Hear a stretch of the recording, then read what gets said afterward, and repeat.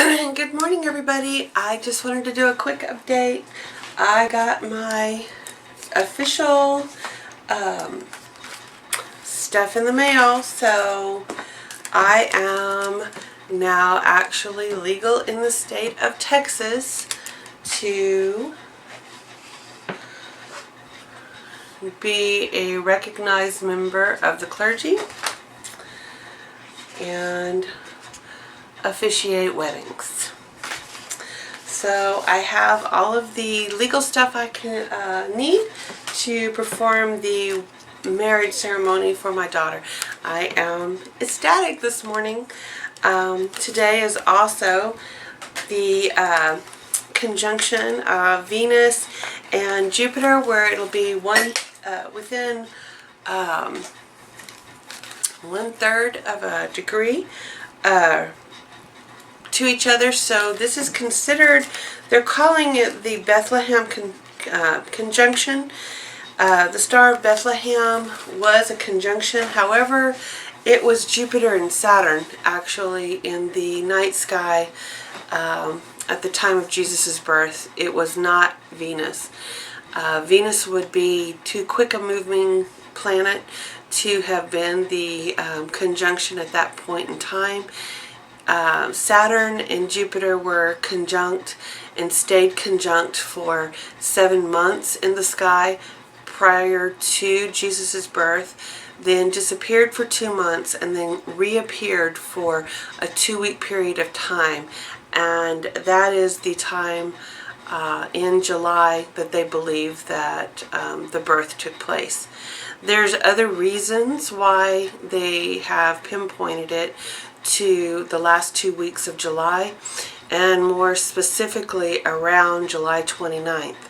That again is significant because on July 26th, Venus stands still and is going to be standing still over the star Regulus, which was a significant player in the night sky at the time of Jesus' birth as well.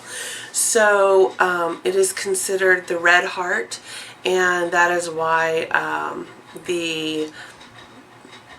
where it comes from, the Sacred Heart of Jesus.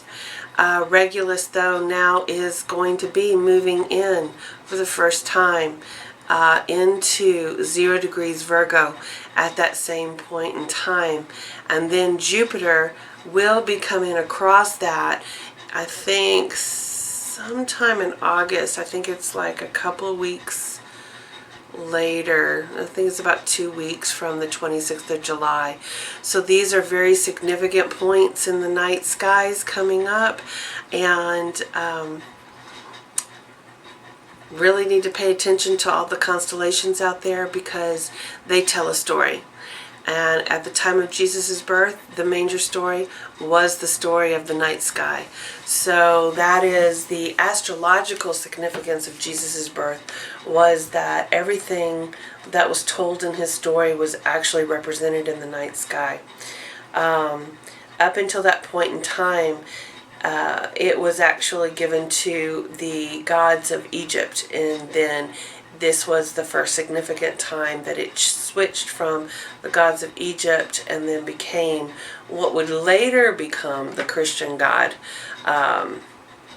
So it is just another changing of the guard. Something else is happening now, and I don't know exactly all of the significance. Just know that it is a very important marker in time. So if y'all have any interest in this, there is a book, and it's called Signs in the Sky, and it is this one man's take on archaeology and astrological significance. So it's basically archaeological astrology. And this tells you the significance of certain star patterns, certain star movements, and what needs to be, according to the ancients, to have gateways open. The age of Pisces was there because the Viscus of Pisces was also in the night sky and came through as the virgin birth. Mary was there in the night sky as well. The star that was known as, that used to represent Isis, and that was the one that Mary took over the representation of. So all of these myths and stuff like this were generally linked back to the stars and the telling of a tale, and trying to give you the significance of the energy and the patterns that were moving through at any particular point in time.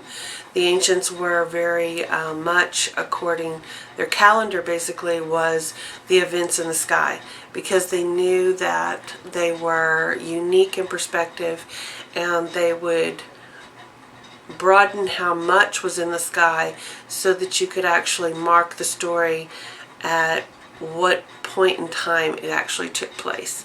So I don't think anybody is telling the stories of the night sky like they used to do in the ancient days, but it would be pretty impressive story, I think, right now, if there was somebody out there that could tell the tales just the same way the ancients did.